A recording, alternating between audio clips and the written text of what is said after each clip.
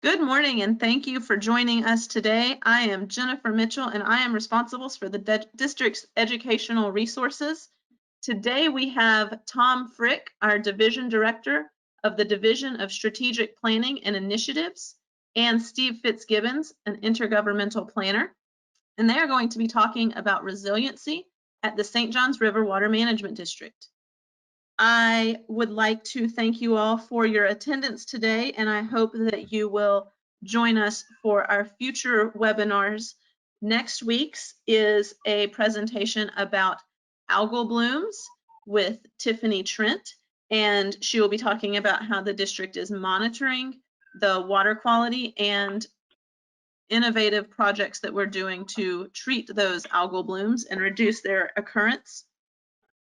Again, a reminder that this webinar is being recorded and will be made available on our website, and previous webinars are also available there. Everyone will be on mute throughout the presentation, but we do hope to get questions from you. So feel free to type those into the question box on the right-hand panel of the control panel, and we will have a question answer period at the end of the presentation.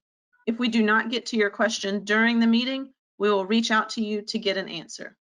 Thank you so much for your attendance today.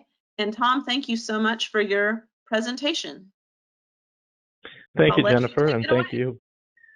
Thank you, Jennifer, and thank you, attendees, for taking the time out this morning and listening to a little bit about what we at the St. Johns River Water Management District are doing on the front of resilience. So resilience these days is not just something that coastal communities have to deal with, it's something that's affecting the entire state. And we're talking about things that are not just trying to bounce back from the adversity of a hurricane like we have out in the Caribbean, but also from dealing with activities that affect our daily lives. And really, it's just planning. We're talking about what we can do to deal with these adversities, and that's what we can do today and what we can do in the future. So this morning, we're going to talk about what the district is currently doing on resilience and also inform you about some of the opportunities here at the district and also in your communities to become more resilient. So I think everybody has seen some of the impacts from sea level rise and climate change that lead to resilient areas. One of my favorite pictures is the one on the right-hand side, and that looks at some of the impacts that are happening. And if you look, I don't think that this octopus in the middle bottom has lost where his car or her car is.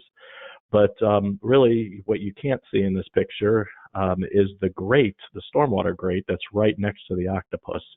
So many of you are aware of what's happening down in Miami and South Florida with either rainy day flooding or historic flooding from events. But climate change and those impacts are not just about this coastal flooding, as I mentioned. We're also talking about changes in rainfall patterns and also temperature patterns across the state. And when we get higher temperatures for longer periods of time or more intense rainfall but less frequently, we're talking about affecting what happens with us as people and residents of the state and our water demands. So there's a lot of impacts that we're dealing with.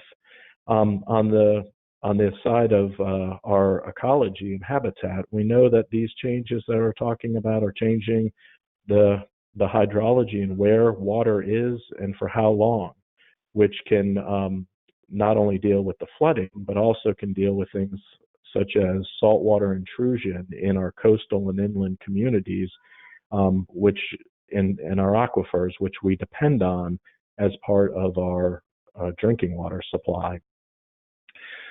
So the state has recognized this as something that's important. Governor DeSantis certainly did as he came in, and he was one who appointed the first ever resilience officer for the state of Florida. And really what he was looking at and asking for state government to do is to help with coordination of activities. And so the resilience officer worked along with the Department of Environmental Protection, along with Department of Economic Opportunity, Department of Transportation, and also FWC to try and coordinate activities that deal with resilience. And most of those activities are providing funding, whether it's resilience planning or actual projects, and also providing resources. For example, the Florida Adaptation Planning Guidebook that was put out by the Department of Environmental Protection. Most of the actions that are and regulations that deal with resilience are on and at the local level.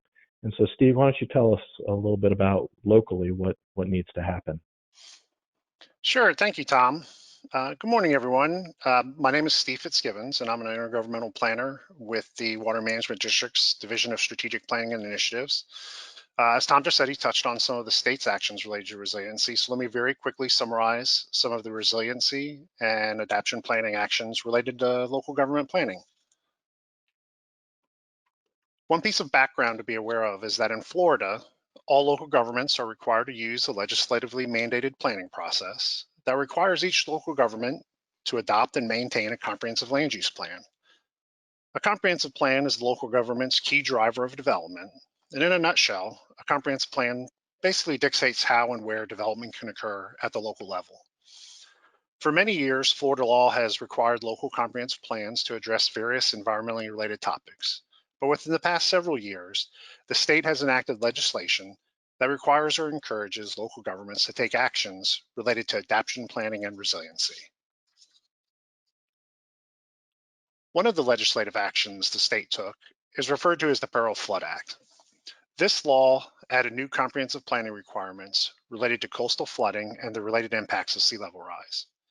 The Peril Flood Act basically requires local governments in coastal areas to adopt policies into their comprehensive plan related to flood risks to real property and the built environment. In addition, comprehensive plans for Florida's coastal communities need to address flood risks related to high tide events, storm surge, flash floods, stormwater runoff, and sea level rise. Almost half of the 118 local governments within the Water Management District, within the St. Johns River Water Management District, are located within a coastal county. Another action that the Florida legislature has taken associated with resiliency and sea level rise is the passage of legislation related to adaptation action areas. Adaptation action areas provide a flexible framework to plan for the adaptation to sea level rise so a community can become more resilient to the impacts of rising seas over time. In general, an adaptation action area is an area that experiences coastal flooding due to extreme high tides and storm surge, and is also vulnerable to the related impacts of rising sea levels. Adaptation action areas are a local comprehensive planning policy tool that allow local governments to plan for sea level rise, designate vulnerable areas, and prioritize adaptation strategies. Now that we very briefly touched on some of the local background information related to resiliency, let's move back into information related to the Water Management District. The district's daily work focuses on 4 core missions, which are water supply, flood protection, water quality, and natural systems. In previous webinars, district staff have presented information on each of these 4 core missions. These core missions are not independent of one another.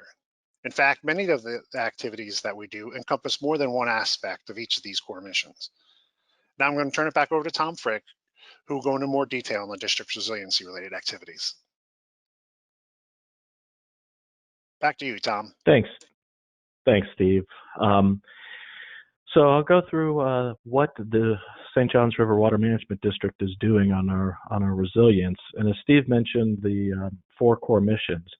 I just want to point out that as staff are working on various activities, whether that is developing groundwater or surface water models, reviewing permits, reviewing funding applications for projects, we are trying to be as comprehensive as possible, looking at trying to deal with multiple of those core missions. So we want to see projects that are helping with water supply and also water quality. All of this helps make us more resilient across the district. Steve mentioned a lot about our technical assistance that we give to communities where we're working with comprehensive plans and providing guidance and information to our local partners. We're also providing quite a bit of data to those partners so that they can make a very informed decision. The other programs that we're working with in the areas with our permitting are doing similar activities where they're looking at water quality and water quantity data to be able to make the best decisions possible for our communities. So when most people think of the water management districts, we're thinking about planning. We're also thinking about dealing with our minimum flows and levels for our water resources, whether that's springs or lakes or even rivers. And we've done an incredible job of looking at minimum flows and levels throughout the district. And a few weeks ago, you heard from Dr. Andrew Sutherland about our MFL program. So I'm not going to get into too much detail there, but I just wanted to point out a couple items as far as resilience goes and how we think about our MFLs in the district and what happens. We are looking at long-term climatic events. So we're trying to capture in our evaluations and our models decades and multiple decades, not just 10 years or 20 years, but 30, 40, 50 years of climatic events. So we're trying to capture and look at the impacts of multiple wet years or multiple dry years.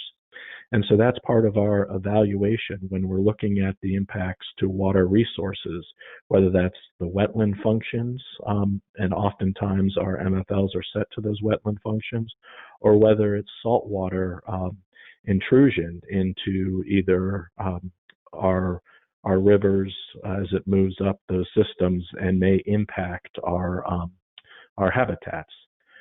Our other models allow not only this multi-decadal evaluation, but it allows us to evaluate different future scenarios. And so we look at those when we're trying to evaluate and provide information about what the best path forward is. I think a lot of people think of the district in our land acquisition and management programs. And here we're not only looking at trying to protect and wetlands and purchase those or purchase key areas in our spring sheds. We do all that, and that helps us be more resilient in those. But we're also trying to get water quality treatment and flood attenuation and flood storage in our systems. And so a lot of our activities and how we decide on what properties to purchase is it's trying to be strategic about those multiple benefits that will help the district become more resilient. As you can see in the map in the middle of the district-owned lands, you can see that's throughout the state, and most of those are in floodplains or near water bodies. What you don't see on here is the federal and state and local parcels that we try and be strategic and help with our purchases around those areas. Also, when we're managing our properties, that we think of how resilient we can be for future. I mentioned that the lesser rain events or more intense events and also higher temperature is something that we're seeing climatically. And so that could lead to wildfires, which can certainly not only destroy habitat, but also can infringe upon our human development. And so the district has a very progressive prescribed burning process, so we can get out there and make sure that we are staying ahead of nature. That's just one of the ways that we are managing our facilities. Also in the natural systems, as we purchase properties, we can get an idea of how we can get those multiple benefits. And this is something that Dr. Eric Marzoff had presented during the natural systems presentation, a parcel of land in East Orange County On the left, you can see what it looks like during dry conditions. In the middle, you can see what it looks like under some wet conditions, the darker being wetter areas. However, as we work in this area and as we restore these areas, we can actually get a lot more flood storage. And on the right-hand side, you can see the amount of area in blue that would be inundated, and then therefore we could store more water, over 127,000 acre feet of water. And this is without adding any structures onto this property. This is just by restoring it back to its natural condition and allowing the water to flood these areas. That gives us additional operational ability to hold water and release water upstream and downstream and alleviate some of the flooding and making those areas much more resilient.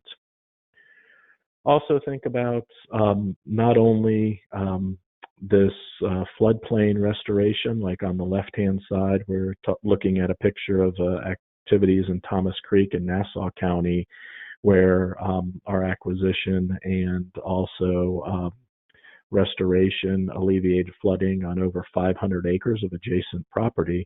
But we need to think about what we can do in our waters as well. And I'm talking about green infrastructure. So living shorelines and also areas like this picture here in Brevard County, where the district worked with Brevard County and looked at getting over 2,000 linear feet of oyster bar restoration. This not only helps with flood attenuation and to attenuating large storms that come through, so the wave action and its impact on the habitat, but also as these bags get populated with live oysters, they are filtering out nutrients out of the water. So you're seeing an improvement in water quality as well. Again, that twofer that we're trying to get with these actions. So this is one of those areas that we can get a much better impact into our systems just by thinking about green infrastructure and something that we can put in. We're not only talking about improving coastal wetlands with the hydrology, but when we remove that ditching and draining in these areas, we're also helping our aquifer. And again, that saltwater intrusion that's happening where as sea level is rising or we have demand in those areas where saltwater is moving into our freshwater aquifer. We need that freshwater aquifer as the majority of Floridians, we rely on that for our drinking water. So the more resilient we can make that, the better off we're going to be. Data collection is a big activity that we do here at the district. There's quite a bit that goes on. I think many people are familiar with our water quality activities, and that's the map on the right-hand side. You can see a lot of the status and trend and surface water sites. We also have groundwater sites out there. There's over 270 surface water sites that are monitored monthly or bi-monthly, and we have nearly 500 permanent monitoring wells in a network across the district that we do to look at groundwater. Many of you may have listened in on Dr. Margaret Guyet's presentation on water quality and are very familiar with that. But I also want to point out that we're collecting hydrologic data on our rivers, lakes, and streams and aquifers in the area, and we provide that not only to the public, but we're also providing that to our federal partners who use it to make predictions about flooding. So this is and decisions about how to deal with large events such as the potential hurricane that's out there, of what areas there may be a potential for flooding in the future and that need to watch out and be prepared as those events happen. Not only do we have a lot about water hydrology and water quality, but our staff are also out collecting habitat data. An example of that is looking at submerged aquatic vegetation or seagrasses in the Indian River Lagoon. This allows us to see where, and local communities see where we have those seagrasses, where they're coming back for restoration. As we all know, again, getting those seagrasses back allows to dissipate the storms as they come to the coastline. One of our core missions is flood control here at the district, and we have across the district over 12 major structures and 76 minor structures that we are operating, mainly in the Upper St. Johns Basin. And on the right-hand side picture, you can see the areas that are hatched areas in orange. So the bottom right is the Upper St. Johns, but also in the Upper Ocklawaha area in Central Florida around Lake Apopka, and that's in the top left of the screen on that same picture. Matt Forehand, District Engineer, gave a wonderful presentation on the flood control about a month ago, and I highly recommend you look back at that in order to learn more about what we do for flood control. But I just wanted to point out that not only do we have a lot of that data for these areas, but when we're operating these systems, we're operating in preparedness for emergencies, again, like the hurricanes. We're also providing that data to the public and other government entities, but we're also trying to look not only just at flood protection, but we're also trying to look at water supply, water quality, and also our natural systems health. So a lot of decisions go into our management of water throughout the district. One of the big activities that we do at the district is permitting. Many folks are familiar with our environmental resource permitting program. And permitting staff have to balance a lot of considerations. We're looking at water quantity, water quality, and trying to avoid impacts. And so as they're evaluating and looking at what the best path forward is with these permits, we're looking to try and protect these natural systems by eliminating and reducing impacts, and also for mitigating unavoidable impacts and looking at post-permit compliance. You can see here that just through our ERP permitting program, we have over 25,000 acres of wetlands that have been created, enhanced, or restored. Those wetlands certainly help with resilience efforts that are going on. And we've also preserved more than 96,000 acres of wetland across the district over the last few years.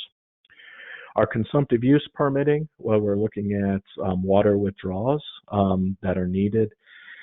Staff are really looking at trying to reduce saltwater intrusion into that freshwater aquifer that I mentioned, and the impacts that can have.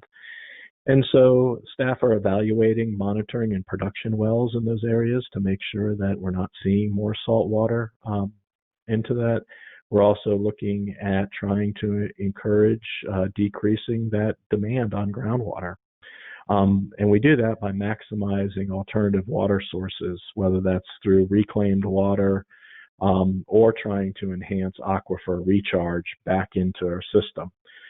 So our staff are not just looking at how much water that gets withdrawn, but we're trying to make that resource more resilient to sea level rise and also to that climate change. We know that we're going to see more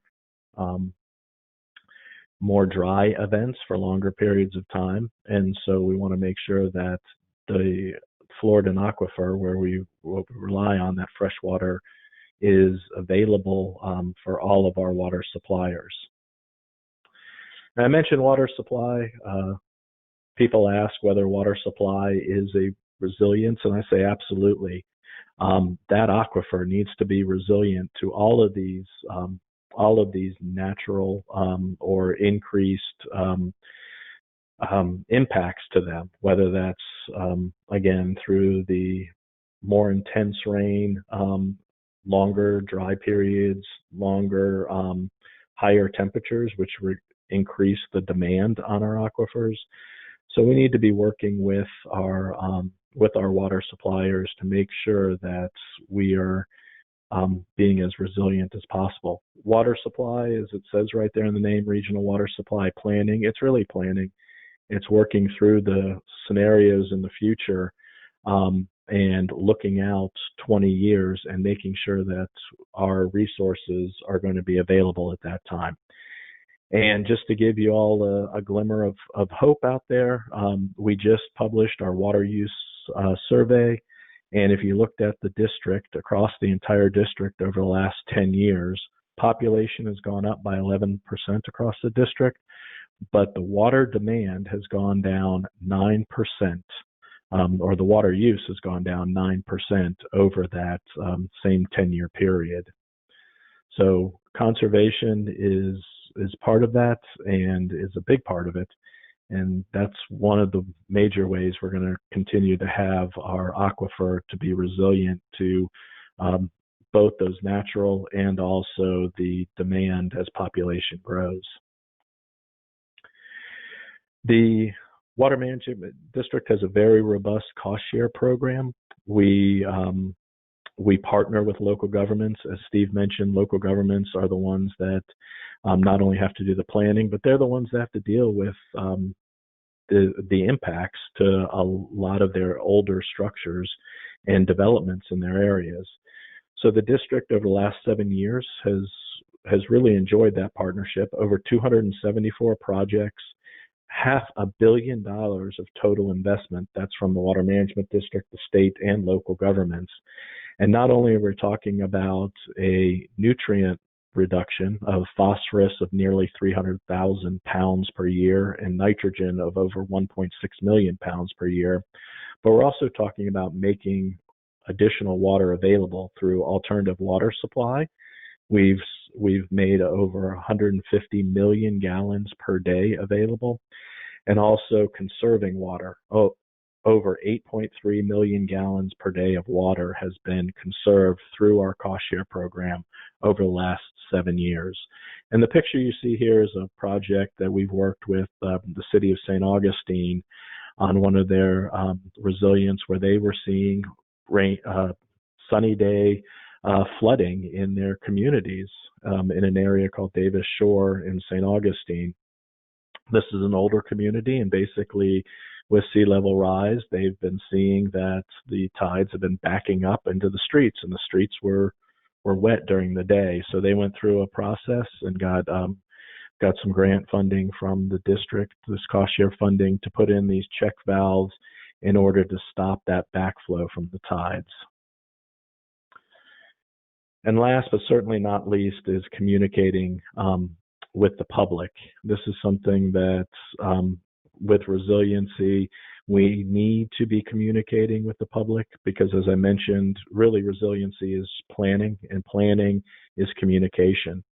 So whether it's through educational communication, like our award-winning Water Less campaign, as you see a billboard right here, or that's through public engagement through the many planning processes that are out there and available to the community. We have to keep up that dialogue, and we need to try and get the information out to the community and make sure that as residents are seeing what local governments are doing, including the district, that we're thinking about those multiple benefits from each and every action. It's easy to get tunnel vision, and so with the communication and engagement, you can keep the eye on the big picture. And lastly, we have at the St. Johns River Water Management District a website with all of our resiliency efforts. A lot of the items I've identified are on our website. We've updated this just recently, so if you haven't been there in a few months, please go out there to look to see what our efforts are. But also it has an area for resources to help with our local government partners and provide either funding opportunities or links to data. And so with that, Jennifer, I will turn it back to you and answer any questions. Wow, thank you so much, Tom and Steve, for that great presentation of resiliency and how important each of the aspects that the district is working on really tie together and tie into resiliency. We have one question here that says, what role do I as an individual play in resiliency in my community? How would you address that? Yeah, I think that's an excellent question. So again, going back to that communication kind of point, as an individual, I think you need to get educated, keep up with what is happening. So what are the potential impacts to your community? And also get engaged in what your community is doing on a planning level, whether that's comprehensive planning or looking at resilience type activities. Everything you do either in your personal or professional life, you can think about multiple benefits and be able to incorporate that into your actions there. So whether it's from just watering less and making our aquifer more resilient and dealing with that, or engaging in comprehensive planning, as I said, either of those, I would just get engaged both professionally and personally. And if you need more information about some of these resilient impacts or how you can, what you can do as an individual, our Water Management District website has some great references for you both to educate yourself and also see where you can help. Fabulous. Just a reminder for those of you who are tuning in to enter those questions into your question box. I see another one that has come in, and it is a really great question about how can the soil and water conservation districts support resiliency goals and also focus on agriculture? Yeah, that is a great question. And so, you know, the soil and water conservation districts really can engage landowners and practices on their properties that will increase resiliency, whether that is buffers around surface waters or even identifying areas on your property that you could store more water and help on a regional basis, or how you manage your properties, whether that's through prescribed burns or how you rotate your crops. It's about what you do on your property, and also thinking about and talking to producers about water conservation. And agriculture producers do a great job of employing technology to conserve water. But it's a conversation that needs to continue because technology is always changing. So improving that, there may be a new gadget that can improve water conservation. So I think just engaging landowners is a great way to do that. Fabulous. Here's another one that gets down into the weeds of individuals and what we all do and the role of the district. What is the role of the district in setting building code standards with regard to whether it's 25-year flood event or changing climate, maybe requiring a 100-year flood event? So what's the district's role in setting those building code standards? So the district does not set building code standards. That's the Department of Business and Professional Regulation that does that. If the district is involved, it is through technical assistance and providing information to that effort. Okay. And one specific question about the presentation of the 94,000 acres that you presented are preserved by the ERP work. Are those on public or private lands? And does that include the district's own acquisitions? Yeah, so that 94,000 plus acres is on both public and private lands, and it does not include acquisition. So that's just through the permitting process. Okay, and you mentioned a couple of times about opportunities and resources that the district offers for resiliency. Is there a state or Department of Environmental Protection program that offers grants to local governments for resilience? Absolutely, yeah, that's the Florida Resilient Coastline Program at Department of Environmental Protection.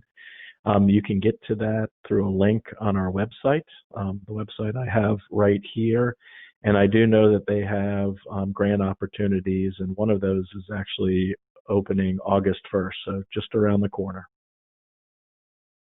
Right. Well, thank you so much. That gets to all of our questions that we had, and I appreciate your fabulous presentation and Steve's participation in letting us know about our local government's roles.